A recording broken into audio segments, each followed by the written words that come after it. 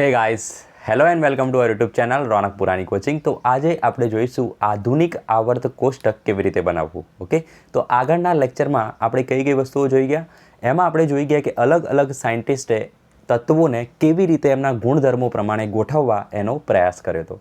તેમાં ફર્સ્ટ હતો ડોબ્રેનર, પછી છે ન્યુલેન્ડ, નોસ્ટકનો નિયમ અને પછી છે મેન્ડેલિફનું આવર્ત કોષ્ટક. ઓકે, તો ત્રણેય તત્વોને કોના પ્રમાણે ગોઠવ્યા હતા? એમના પરમાણવીય દળના આધારે ગોઠવ્યા હતા. ઓકે, પરંતુ એકચ્યુઅલમાં આધુનિક આવર્ત કોષ્ટક એ પરમાણવીય દળ નહીં, કોના આધારે છે? પરમાણવીય ક્રમાંકના આધારે છે, મતલબ કે પ્રોટોનની સંખ્યાના આધારે છે. ઓકે, તો મેન્ડેલિફે પણ એવી જ વાત કરી હતી કે તત્વોના ગુણધર્મો પરમાણવીય દળના આવર્તનીય વિધેયો છે. એ મેન્ડેલિફનો આવર્ત કોષ્ટકનો નિયમ હતો.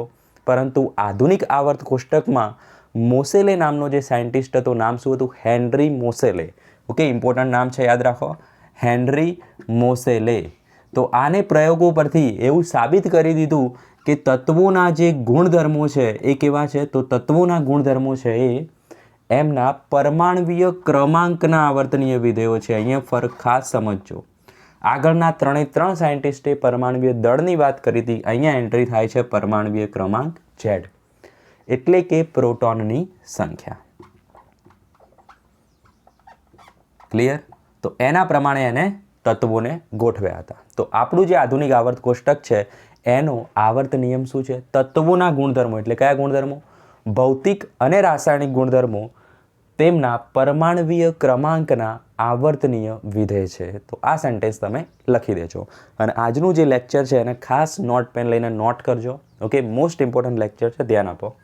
કેવી રીતે બનાવીશું આપણે આધુનિક આવર્ત કોષ્ટક? તો આધુનિક આવર્ત કોષ્ટકમાં શું હોય? આડી લાઈનો અને ઊભી લાઈનો છે. ઓકે, જે આડી લાઈનો છે એને આપણે શું કહીશું? જુઓ, તો જે આડી લાઈનો, જેને આપણે હરોળ કહીએ, ઓકે, તો આડી જે હરોળ છે એને કહીશું આપણે આવર્ત કહીશું. ઓકે, આવર્ત કહીશું. અને આવર્ત કેટલા હોય? 7 હોય. કેટલી આડી લાઈનો હોય? 7 આડી લાઈનો. અને જે ઊભી લાઈનો છે, એટલે કે ઊભી હરોળ જે છે એને આપણે કહીશું સ્તંભ અથવા સમૂહ. અને મોસ્ટલી આ વર્ડ વધારે યુઝ થતો હોય છે. શું? સમૂહ. તો સમૂહ કેટલા હશે? સમૂહ હશે 18. હવે ધ્યાન આપો. અહીંયા જો આપણે શું બતાવી દીધું? ઊભી લાઈનો કેટલી બતાવી? 1 2 3 4 10 11 18 ઊભી લાઈનો બતાવી દીધી. ઓકે, એનો મતલબ આ જે બધું છે એ શું છે? સમૂહ છે. ઓકે, અને સમૂહમાં જે તત્વો રહેલા હોય એમના ગુણધર્મો કેવા હોય? સમાન હોય. આ વસ્તુ તમને ક્યાંય નહીં જોવા મળે, નોટમાં લખો. તો સમૂહમાં જે તત્વો રહેલા હોય એમના ગુણધર્મો કેવા હોય? સમાન હોય. કેમ હોય એ આપણે ધીરે ધીરે સાબિત કરીશું. ઓકે, ચલો. પછી જે આડી લાઈનો છે એને શું કહેવાય? આવર્ત કહેવાય. તો આડી લાઈનો કેટલી હશે? આડી લાઈનો 7 હશે.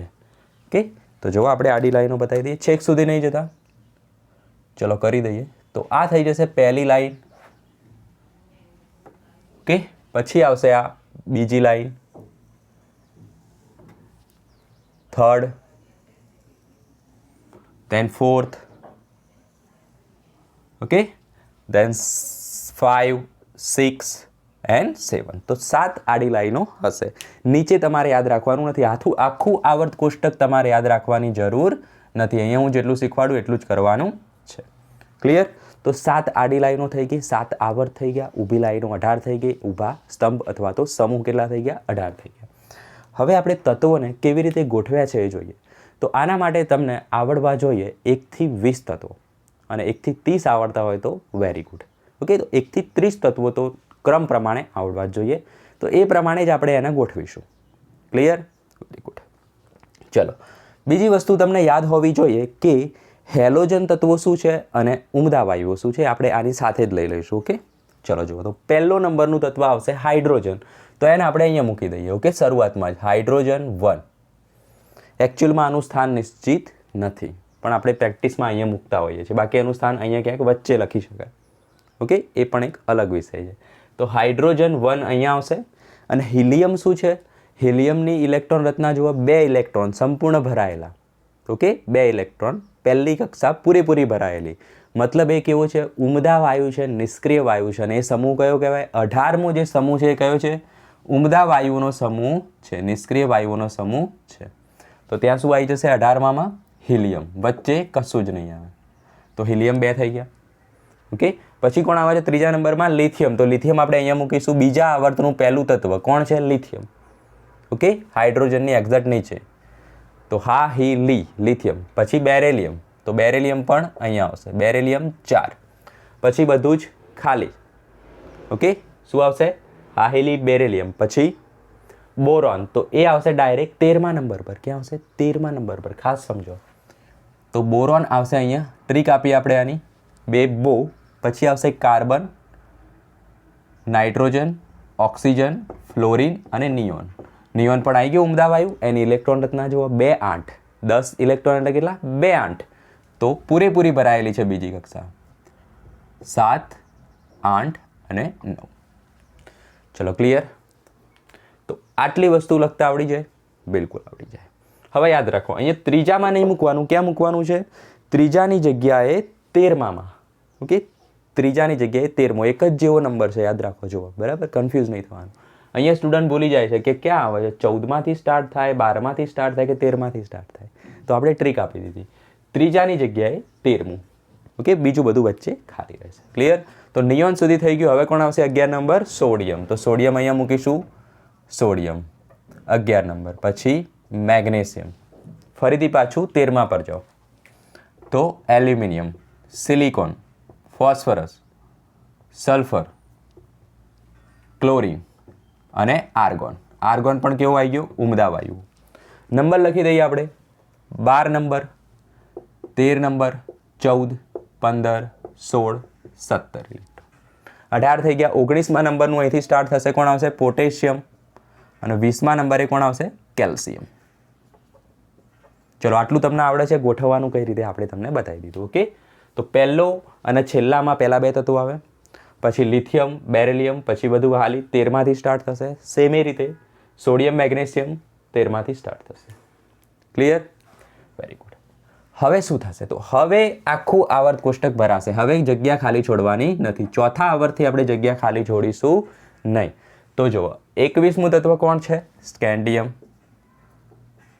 પછી titanium, vanadium, chromium, okay, manganese, iron, cobalt, nickel, copper and zinc.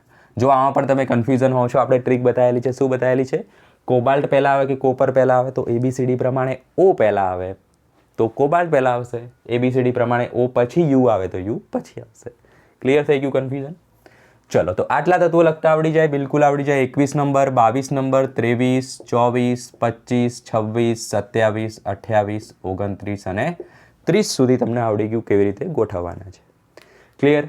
પછી જો એલ્યુમિનિયમની નીચે કોણ હતું? યાદ કરો, એલ્યુમિનિયમની નીચે કોણ હતું? મેન્ડેલિફે બતાવ્યું હતું ને, દબંગભાઈએ, કે એકા એલ્યુમિનિયમ. તો એકા એલ્યુમિનિયમ વાળા તત્વનું નામ શું હતું? ગેલિયમ. જેનું પાછળથી નામ શું પડ્યું હતું? ગેલિયમ. તો ગેલિયમ અહીંયા મૂકી દો, 31 નંબર. સિલિકોનની નીચે જગ્યા રાખી હતી, એનું નામ શું હતું? એકા સિલિકોન. તો એનું નામ શું આવશે? જર્મેનિયમ. તો GE આવશે. આ એકચ્યુઅલમાં મેન્ડેલિફનું આવર્ત કોષ્ટક નથી. આ કયું છે? આધુનિક આવર્ત કોષ્ટક છે. ઓકે, આ તો બાય ચાન્સ એની એક્ઝેક્ટ નીચે આવી ગયું છે. પણ તમે બોરોન જુઓ, બોરોનની નીચે એને જગ્યા રાખી હતી, રાઈટ? અને એનું નામ શું આવ્યું હતું? સ્કેન્ડિયમ. પણ એની નીચે તો એલ્યુમિનિયમ છે, બરાબર? તો એક્ઝેક્ટ પરફેક્ટ સાચું નથી, બરાબર? જુઓ, બોરોનની નીચે સ્કેન્ડિયમ, તો એ થોડુંક દૂર છે, બરાબર? તો એકા બોરોનનું નામ શું આવે? સ્કેન્ડિયમ આવે. આ રીતે તમે યાદ રાખી શકો. ચલો, તો આટલા તત્વો તમે ગોઠવી લેજો. હવે બીજા કયા ગોઠવવાના છે તો ધ્યાન રાખો. તો જે 17મો સમૂહ છે એનું નામ છે હેલોજન તત્વો. નોટ કરો, 17મા સમૂહનું નામ શું છે? હેલોજન તત્વોનો સમૂહ. હેલોજન તત્વોનો સમૂહ. અને એમાં કયા કયા તત્વો આવશે? તો એમાં આવશે ફ્લોરિન, ક્લોરિન, બ્રોમિન, આયોડિન. હંમેશા યાદ રાખવાનું છે. અને 18મો સમૂહ જે છે એ કયો સમૂહ છે? તો 18મો સમૂહ જે છે એનું નામ છે નિષ્ક્રિય વાયુઓનો સમૂહ. નિષ્ક્રિય વાયુઓનો સમૂહ અથવા તો ઉમદા વાયુઓનો સમૂહ. ઓકે, નિષ્ક્રિય વાયુ કેમ કીધા? તો એમની જે ઇલેક્ટ્રોન રચના છે પૂરેપૂરી પેક છે, ભરાયેલી છે. મતલબ એ કેવા છે? આળસુ છે, કોઈની જોડે પ્રક્રિયા કરતા નથી. એટલે કેવા કીધા છે? નિષ્ક્રિય કીધા છે. ઓકે, તો એનું નામ શું આવશે? Helium, neon, argon, krypton. તમારે ખાલી આર્ગોન સુધી જ જોવાનું છે. તો આપણે લખી દઈએ એ પ્રમાણે. જો હિલિયમ, નિયોન, આર્ગોન 18મો સમૂહ કયા તત્વો થશે? નિષ્ક્રિય વાયુ. ફ્લોરિન, ક્લોરિન, પછી કોને મૂકી શકીએ? બ્રોમિન અને આયોડિન. નંબર આના યાદ રાખવાની જરૂર નથી. ક્લિયર? ચલો, આટલી વસ્તુ તમને હવે ખ્યાલ આવી ગયો હશે. તો નોટ ડાઉન કરો. નેક્સ્ટ જોઈએ આપણે ઇમ્પોર્ટન્ટ વસ્તુઓ.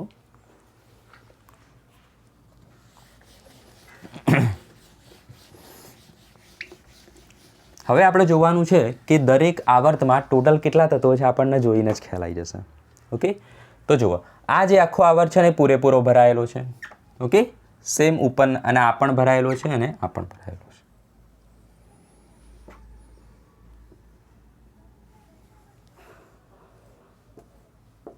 ચલો, આ બધું આખી રીતે આપણે ભરેલું છે એવું માની લઈએ છીએ. ચલો, દોરીએ તો વધારે ખ્યાલ આવશે. ચલો, હવે જે આપણે ખાલી ભાગ રાખ્યો છે એને નીકાળી દઈએ. તો અહીંયા કશું જ તત્વ છે નહીં, તો અહીંયા આપણે કશું જ લખીશું.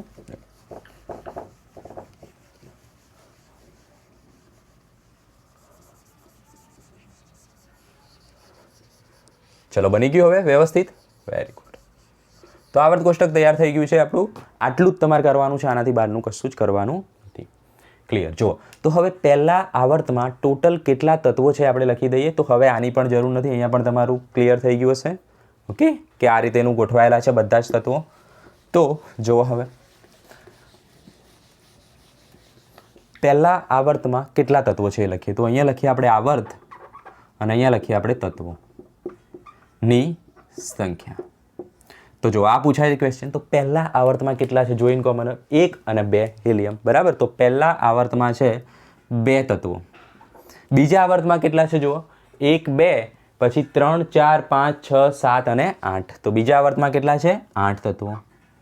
ઓકે, ત્રીજા આવર્તમાં કેટલા છે? એમાં પણ 8 છે. ચોથામાં કેટલા છે જુઓ, ગણીને જુઓ, 18 તત્વો છે. પાંચમામાં પણ 18 તત્વો છે. છઠ્ઠામાં પણ 18 છે અને સાતમા પણ 18 છે. પણ એકચ્યુઅલમાં એવું નથી.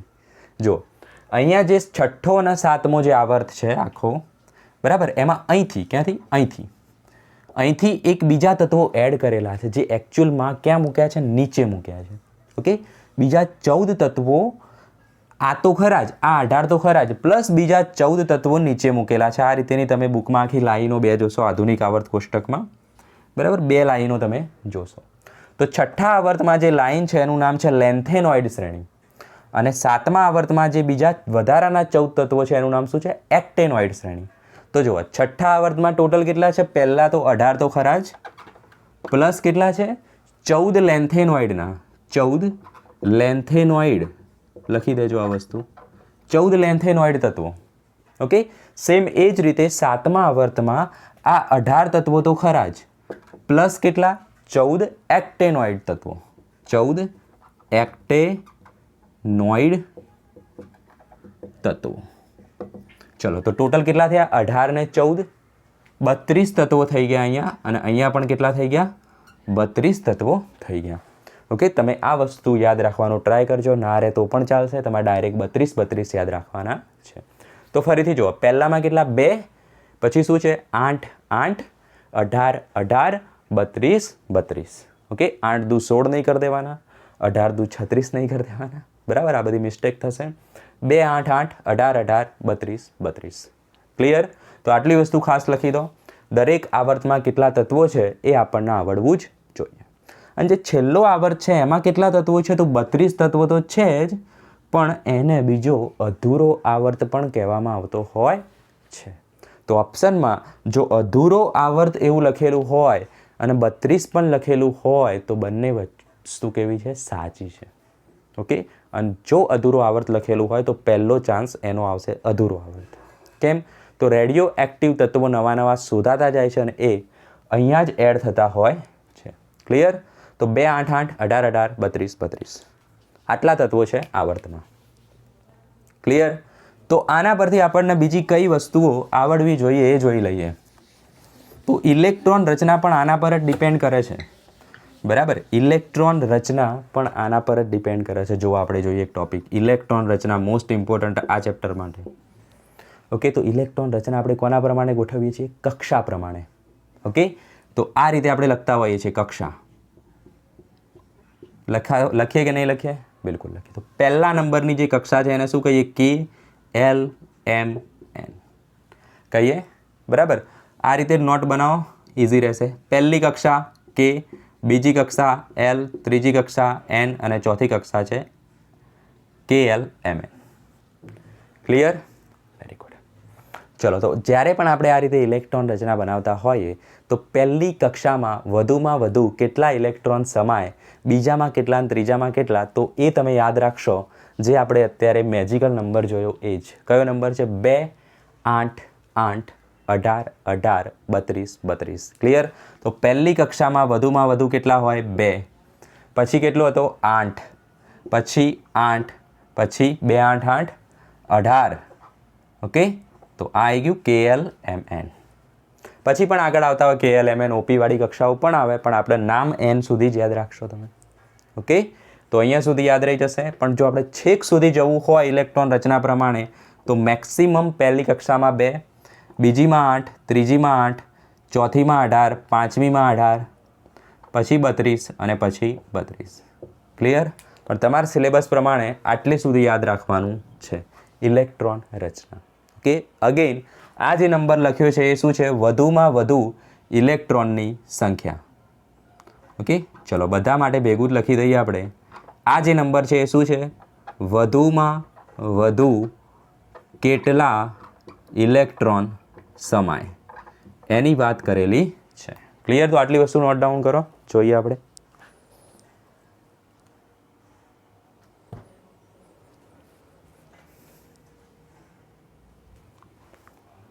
ચલો, આજનો લેક્ચર ખૂબ જ ઇમ્પોર્ટન્ટ રહેવાનો છે. બરાબર? જો આ રીતે તમે સમજશો તો ક્વેશ્ચનના આન્સર તમે આપી શકશો. સ્વાધ્યાયના ક્વેશ્ચન જોશો તો ચક્કર આવી જાય ભાઈ, સ્ટુડન્ટને નહીં ભાઈ, ટીચરને પણ આવી જાય એવા ક્વેશ્ચન છે. ઓકે, તો ખાલી આવર્ત કોષ્ટક સમજવાથી એના આન્સર તમે નહીં આપી શકો. કે એના માટે તમારે કન્સેપ્ટ સમજવા જરૂરી છે જે આ ટાઈપના હોઈ શકે. ક્લિયર? Very good. ચલો, તો હવે આપણે શું જોઈશું? દરેક તત્વની ઇલેક્ટ્રોન રચના જોઈશું. ખ્યાલ આવી ગયો ને? આ શું છે? વધુમાં વધુ સમાતા ઇલેક્ટ્રોનની સંખ્યા છે. ક્લિયર? ચલો,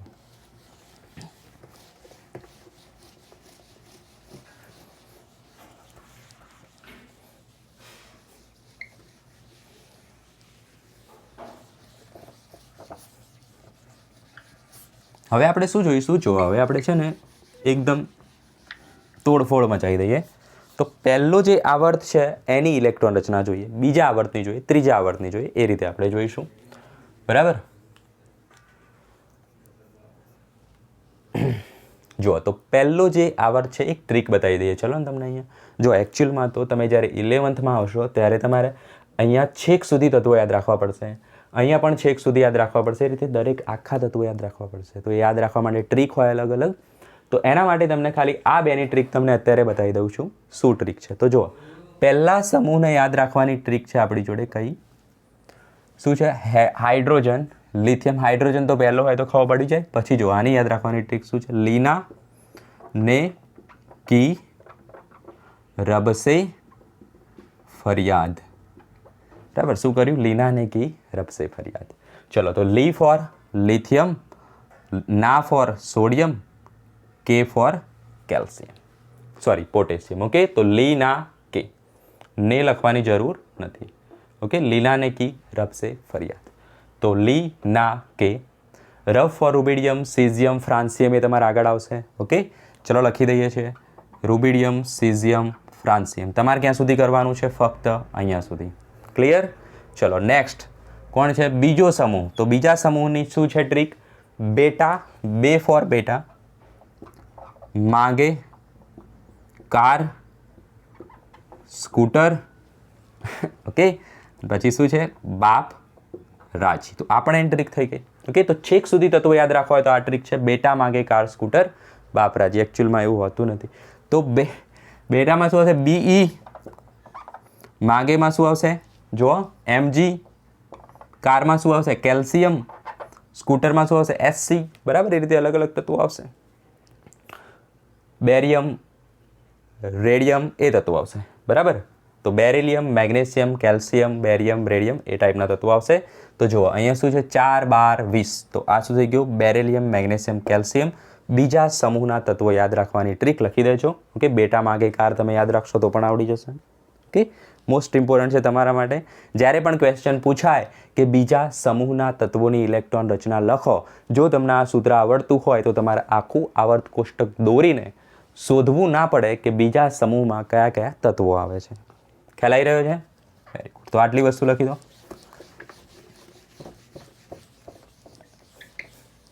તો હવે આપણે જોઈએ પહેલા આવર્તની ઇલેક્ટ્રોન રચના.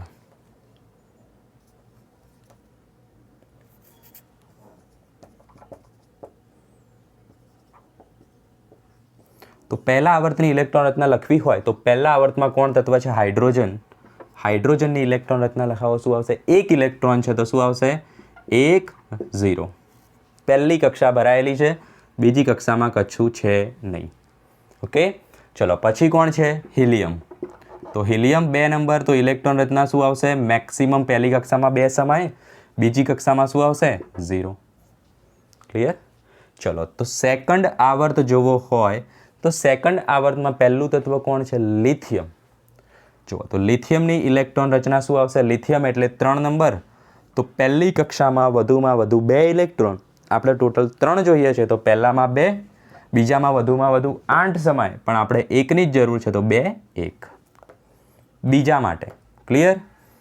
પછી કોણ છે લિથિયમ? પછી બેરિલિયમ, Be4. તો ઇલેક્ટ્રોન રચના શું આવશે? 2 2. ક્લિયર? વધુમાં વધુ અહીંયા 8 સમાય, પણ આપણે 2ની જ જરૂર હતી. પછી બોરોન 13મો સમૂહ આવી ગયો. ઓકે, આવર્ત તો બીજો જ રહેશે. 5 2 3. કાર્બન તો 2 4. નાઇટ્રોજન 2 5. ઓક્સિજન 2 6. ઓકે, 8 સુધી સમાઈ શકીએ તો હજુ આપણે લઈ શકીશું. ફ્લોરિન કેટલી આવશે? 2 7. નિયોન કેટલા આવશે? 2 8. થઈ ગયું ક્લિયર? ચલો, તો જુઓ બીજા આવર્તની ઇલેક્ટ્રોન રચના થઈ ગઈ. ત્રીજા આવર્તની જોવી હોય તો જુઓ, ચલો થર્ડ આવર્ત જોઈ લઈએ આપણે. કોની વાત ચાલી રહી છે? આવર્તની વાત ચાલી રહી છે. તો થર્ડ આવર્તમાં પહેલું કોણ છે? ફરીથી જુઓ, સોડિયમ મેગ્નેશિયમ. તો સોડિયમ છે 11 નંબર, ઇલેક્ટ્રોન રચના શું આવશે? 2. બીજામાં વધુ 8 જ સમાય. 2 8 8 18 18 યાદ કરો તો 2 8. ત્રીજામાં પણ વધુ 8 જ સમાય, પણ આપણે તો એકની જ જરૂર છે તો એક આવી જશે. પછી કોણ છે? Magnesium 12 number, 2 8 2. પછી એલ્યુમિનિયમ એટલે કયો સમૂહ? 13મો સમૂહ. તો કયો આવશે? 2 8 3. તો શું આવશે? 100 में AC 4 स क्लो आर्गोन. क्लियर? નંબર કયો આવશે? 14 નંબર. તો સિલિકોનની ઇલેક્ટ્રોન રચના શું થાય? 14 કરવા હોય તો પહેલામાં 2 મૂકી શકાય, બીજામાં 8 મૂકી શકાય, ત્રીજામાં 8 મૂકી શકાય. 10 થઈ ગયા છે, આપણે 4 જ મૂકીશું. ક્લિયર? ચલો અહીંયા શું આવશે? 2 8 5. 16 છે તો 2 8 6. 17 છે તો 2 8 7. ક્લિયર? અને આર્ગોન છે તો 2 8 8. પડી ખબર? Very good. ચલો આને આપણે આ રીતે લખીશું. તો જુઓ પહેલો જે આવર્ત છે, આ જે ઇલેક્ટ્રોન રચના આપણે લખી છે એ છે આવર્તની જ છે. કે તો ફર્સ્ટ આવર્ત, તો એમાં પહેલું હતું હાઇડ્રોજન 1, ઇલેક્ટ્રોન રચના હતી 1 0. ઓકે, ચલો આ ખ્યાલ આવી રહ્યો છે? આને શું કહેવાય? KLM. ઓકે, બુકમાં લખેલું હોય, ગભરાઈ નહીં જવાનું. ચલો હિલિયમ, તો એ ક્યાં હતો? અહીંયા. તો હિલિયમ માટે શું આવશે? 2 0. ક્લિયર? ચલો, તો પહેલા આવર્તની ઇલેક્ટ્રોન રચના આપણે લખી દીધી છે. આ બીજા આવર્તની લખી છે અને આ ત્રીજા આવર્તની લખી છે. ધ્યાનથી જુઓ તો શું દેખાય છે તમને? તો ખાલી પહેલો આવર્તને ધ્યાનથી જુઓ તો તમને દેખાશે કે પહેલા આવર્તમાં કેટલી કક્ષા ભરાયેલી છે. જુઓ, બીજી કક્ષા તો કેવી છે? શૂન્ય છે. દેખાય છે ને? બીજી કક્ષા તો શૂન્ય ઇલેક્ટ્રોન છે. તો પહેલી કક્ષામાં પહેલા આવર્તમાં એક જ કક્ષા ભરાયેલી છે. ઓકે, કોમન બધામાં એક જ કક્ષા. બીજા આવર્તમાં કોમન બધામાં કેટલી કક્ષાઓ છે? 2 કક્ષાઓ. 1 2 1 2. ઇલેક્ટ્રોન જોવાની જરૂર 1 2. બરાબર? તો બીજા આવર્તમાં 2 કક્ષાઓ, ત્રીજા આવર્તમાં જુઓ 3 કક્ષાઓ. તો એનો મતલબ શું થયો, જેટલો આવર્તનો નંબર હોય એટલી એમાં શું હોય, કક્ષાઓ હોય. ખ્યાલ આવ્યો? ચોથો આવર્ત હોય તો શું આવે, 4 આવે કક્ષા. બરાબર. દાખલા તરીકે 4th લઈ લઈએ અહીંયા. બરાબર. કોઈ પણ તત્વ નીચે આવી રહ્યું છે તો એની ઇલેક્ટ્રોન રચના શું આવશે, 2 8 8 1 આવશે. 4 કક્ષાઓ થઈ જશે. ઓકે. તો નોટ ડાઉન કરો અહીંયા. આવર્તમાં ડાબી બાજુથી લખો, જમણી બાજુ તરફ જતા કક્ષા ક્રમાંક સમાન રહે છે. દેખાય છે? કક્ષાઓ સમાન રહે. બીજો આવર્ત પકડો તો 2 જ છે દરેકમાં કક્ષા. ત્રીજો આવર્ત પકડો, દરેક તત્વમાં 3 કક્ષાઓ. આવર્તમાં ડાબી બાજુથી જમણી બાજુ તરફ જતા અથવા તો આવર્તમાં કક્ષા ક્રમાંક સમાન રહે છે, પરંતુ સંયોજકતા ઇલેક્ટ્રોન અથવા તો બાહ્યતમ ઇલેક્ટ્રોન કોને કહેવાય, તો સૌથી બહારની કક્ષામાં જેટલા ઇલેક્ટ્રોન હોય એને એના બાહ્યતમ ઇલેક્ટ્રોન કહેવાય. જુઓ તો અહીંયા સૌથી બહારની કક્ષા કઈ છે, પહેલી છે. આ તો 0 છે. બરાબર. તો અહીંયા બાહ્યતમ ઇલેક્ટ્રોન કેટલા છે, 1. અહીંયા બાહ્યતમ ઇલેક્ટ્રોન કેટલા છે, 2. તો આવર્તમાં ડાબી બાજુથી જમણી બાજુ તરફ જાઓ એમ બાહ્યતમ કક્ષાના ઇલેક્ટ્રોન બદલાય છે. ઓકે. કક્ષાઓ બદલાતી નથી, બાહ્યતમ કક્ષાના ઇલેક્ટ્રોન અથવા તો સંયોજકતા ઇલેક્ટ્રોન બદલાય છે. જો 1 2 3 ક્રમશઃ ઇલેક્ટ્રોન વધતા જાય છે. ઓકે. અહીંયા જુઓ 1 2 3 4 5 6. તો ઇલેક્ટ્રોન ક્રમશઃ વધતા જાય છે. ક્યાં, આવર્તની વાત કરીએ તો. ઓકે. કક્ષાઓ બદલાતી નથી. Most important topic. ખ્યાલ ગયો? તો આ જ વસ્તુ આપણે સમજાવવાની હતી, જે હું બોલ્યો એ લખી દઉં. હવે આપણે જોઈએ સમૂહમાં શું થાય છે. ઓકે. સમૂહમાં શું થાય છે તો ફરીથી લખતા નથી, આપણે આમાં જ જોઈ લઈએ. તો આવર્તનો ટોપિક પૂરો થયો તો આપણે જોઈએ સમૂહ. જો મિક્સ ના થાય તો આવર્ત પતી ગયો છે તો આવર્ત આપણે નીકાળી દઈએ અહીંથી. આમાં જ આપણે સમૂહને સમજી લઈએ. ટોપિક છે આપણી જોડે સમૂહ. સમૂહમાં શું પેટર્ન હોય છે તો આ છે આપણા માટે પહેલો સમૂહ, બીજો સમૂહ. ઓકે. આ છે આપણા માટે કયો, 13મો સમૂહ, 14મો, 15, 16, 17 અને 18. બરાબર. વચ્ચેના સમૂહ આપણે બતાવ્યા નથી, આપણે સિલેબસમાં સમજવાની જરૂર નથી. ક્લિયર? તો જુઓ પહેલો સમૂહ જુઓ, એમાં શું થાય છે જુઓ, ધ્યાનથી જુઓ. કોઈ પણ સમૂહ ઉઠાવીને જુઓ તો કક્ષા બદલાય છે કે નહીં બદલાતી જુઓ. તો પહેલા સમૂહમાં કક્ષા બદલાય છે જુઓ. તો પહેલા તત્વમાં 1 કક્ષા છે, બીજામાં 2 કક્ષાઓ છે, ત્રીજામાં 3 છે અને ચોથામાં 4 છે. ક્લિયર? આ સમૂહ લઈ લઈએ તો આની જોડે પહેલા તત્વ જોડે 2 કક્ષાઓ છે, આની જોડે 3 કક્ષાઓ છે. મતલબ શું થયું, સમૂહમાં શું થાય છે, કક્ષા ક્રમાંક બદલાય છે. આવર્તથી ઊંધું છે. લખો તો સમૂહમાં કક્ષા ક્રમાંક બદલાય છે, પરંતુ શું બદલાતું નથી અથવા તો શું સમાન રહે છે, સંયોજકતા ઇલેક્ટ્રોન સમાન રહે છે. જુઓ તો પહેલા સમૂહમાં સંયોજકતા ઇલેક્ટ્રોન જુઓ, આને આપણે સંયોજકતા ઇલેક્ટ્રોન કહેવાય. 0 ના હોય, આ તો અહીંયા તો કશું છે જ નહીં. ઓકે. તો સંયોજકતા ઇલેક્ટ્રોન 1 1 1 1. ઓકે. અહીંયા જોઈ લો 3 3, અહીંયા જોઈ લો 5 5 6 6 7 7 8 8 8. ક્લિયર? જો અહીંયા નથી સમાન, પણ આ વસ્તુ કેવી કહેવાય, અપવાદ કહેવાય. બરાબર. પેટર્ન તો સમાન જ છે. જુઓ કક્ષા પૂરેપૂરી ભરાયેલી છે. પહેલી કક્ષામાં વધુમાં વધુ 2 ઇલેક્ટ્રોન હોય. ઓકે. બીજામાં વધુમાં વધુ 8 હોય, સંપૂર્ણ ભરાયેલી. ત્રીજામાં વધુ 8 કેવી છે, સંપૂર્ણ ભરાયેલી. ખ્યાલ આવ્યો? તો સંયોજકતા ઇલેક્ટ્રોન કેવા હોય છે, સમાન હોય છે. ક્યાં, સમૂહમાં. તો લખો નોટ ડાઉન #સમૂહ માટે. સમૂહમાં કક્ષા ક્રમાંક બદલાય છે, પરંતુ સંયોજકતા ઇલેક્ટ્રોન સમાન રહે છે. ખ્યાલ આવી ગયો? તો આટલી વસ્તુ સમજવાની હતી. જો તમને આટલું આવડી જશે તો આપણે જે સ્વાધ્યાયના એક્ઝામ્પલ છે એને મસ્ત રીતે સોલ્વ કરી શકીશું. ખ્યાલ આવી ગયો? Very good. તો એક સંયોજકતાનો નાનકડો ટોપિક છે, એ પણ આપણે જોવો હોય તો જોઈ લઈએ. જુઓ સંયોજકતાનો મતલબ શું થાય. ઓકે. સંયોજકતાનો મતલબ શું થાય,